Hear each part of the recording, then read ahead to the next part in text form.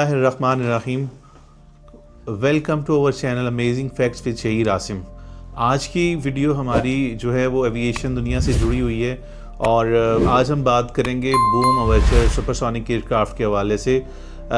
जिस पे दोबारा काम हो रहा है। और इससे पहले आपने कंकर्ड एयरक्राफ्ट के बारे में सुना होगा जो कि 1976 से स्टार्ट होता है और वो 2003 तक रहता है। 2003 में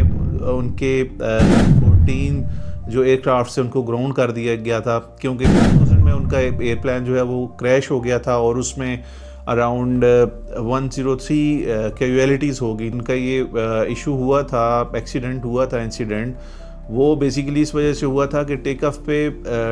के टाइम पे उसका टायर जो है उसमें ब्रस्ट हो गया था, जिसकी वजह से तैयारे को आग लग गई थी और स्पीड इतनी ज़्यादा थी कि पायलट्स ने उसके कंट्रोल्स जो हैं वो लॉस्ट कर दिए थे और टेक ऑफ के थोड़ी देर बाद ही वो एक होटल के ऊपर जो है वो जाके गिर गया था। अब इस लिहाज से अगर बात करें तो ये सुपरसोनिक कमर्शियल एयरक्राफ्ट का दौर जो है वो या इनकी बाज़गश्त जो है या इनकी बात जो है वो कोई नई नहीं है। अभी दोबारा से जो है वो बूम अवर्चर एयरक्राफ्ट की बाज़गश्त सुनाई दी जा रही है और जिसका मकसद ये है कि दुनिया को तेज़ तरीन सफ़र जो है वो फ़राहम करना है। इस बूम टेक्नोलॉजी की बुनियाद जो है वो 2014 में ब्लैक स्क्वाल ने रखी। ये त्यारा मुस्तकबिल में दुनिया भर से आवाज़ से तेज़ रफ्तार जो है वो सफ़री सहूलियात फ़राहम करेगा और इसकी स्पीड जो है अराउंड 2.2 मैक है, जो कि किलोमीटर्स में अगर उनकी बात करें तो अराउंड जो है वो 2180 किलोमीटर्स बनती है और अगर माइल्स में बात करें तो अराउंड 1354 माइल्स बनती है। अच्छा, अगर हम बात करें इसके फ़्लाइट ड्यूरेशन की तो ये सिग्निफिकेंटली जो है वो रिड्यूस हो जाएगा। लाइक न्यूयॉर्क टू लंदन जो है वो नॉर्मली एक सबसोनिक जेट एयरक्राफ्ट जो है वो अराउंड 7 आवर्स जो है उसमें लेता था एक डेस्टिनेशन से दूसरी डेस्टिनेशन तक पहुंचने के लिए। लेकिन बूम अवर्चर एयरक्राफ्ट क्योंकि इसकी स्पीड जो है वो आवाज़ की रफ्तार से ज़्यादा है तो ये अराउंड 3.5 आवर्स लेगा, जो कि 50% जो है वो कर्टेल हो जाएगा। इसी तरह न्यूयॉर्क टू टोक्यो जो है वो नॉर्मली एक सबसोनिक एयरक्राफ्ट जो है वो 13 to 14 आवर्स जो है उसकी फ़्लाइट ड्यूरेशन था। लेकिन बूम अवर्चर जो है वो जब कमर्शियल हो जाएगा तो इसका ड्यूरेशन जो है अराउंड 6 आवर हो जाएगा।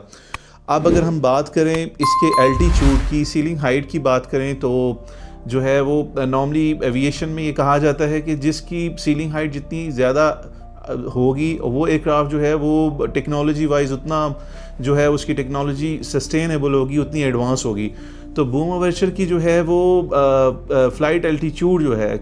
वो अराउंड 60,000 फीट है और इसके अलावा जो नॉर्मल जो सबसोनिक एयरक्राफ्ट्स हैं, कमर्शियल एयरक्राफ्ट्स की बात हो रही है, तो उनकी जो सीलिंग हाइट है वो 35,000 to 45,000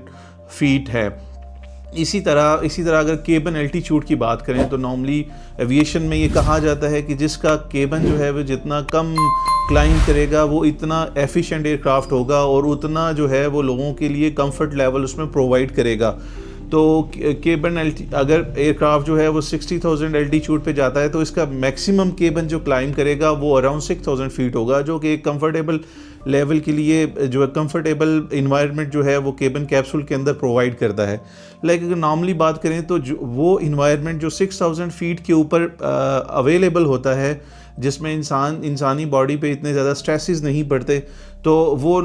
और इजीली सस्टेन हो जाता है, तो ये इन्वायरमेंट इस कैप्सूल के अंदर मेंटेन किया जाता है। और इसको मेंटेन करने के लिए डिफरेंट जो है वो वॉल्व्स जो हैं वो उनकी मदद से उनके अंदर कैप्सूल के अंदर जो प्रेशर है उसको मेंटेन जो है वो कौन से किस कंपनी के यूज़ किए गए हैं, तो वो रोल्स रॉयस कंपनी के जो हैं वो इंजन्स को यूज़ किया गया है। इसके अलावा इसकी फ्यूल की बात करें तो क्योंकि आजकल ग्रीन इन्वायरमेंट की बात होती है तो उस हवाले से इसके अंदर सस्टेनेबल एविएशन फ्यूल जो है वो यूज़ किया जाएगा। इकॉनमी की फ्यूल एफिशिएंसी की बात करें और कंपैरेटिव एनालिसिस करें तो हमारा जो है वो कंकर एयरक्राफ्ट का मेन फेलियर जो था वो इसकी वजह ये थी कि वो उसकी फ्यूल इकॉनमी जो थी वो इतनी अच्छी नहीं थी और इसके अलावा जो है वो उसमें अगर ग्रीन एनर्जी की बात करें तो कार्बन की एमिशन जो होती थी वो काफ़ी ज़्यादा थी, जिसकी वजह से जो है वो अपने आप को सस्टेन नहीं कर सका और उसकी फ़्लाइट टिकट्स जो हैं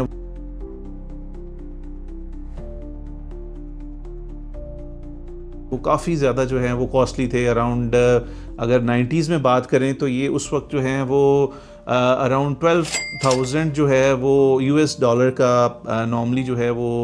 इसका टिकट होता था, जो कि लग्जरी फ़्लाइट में आता था और नॉर्मली लोग जो है उसको एज अ लग्जरी और इंटरटेनमेंट के लिए यूज़ करते थे। तो जिसकी वजह से जो है वो कंपनी को लॉसेस जो है वो काफ़ी बियर करने पड़ रहे थे और इस वजह से उनको अपने एयरक्राफ्ट्स को ग्राउंड करना पड़ गया।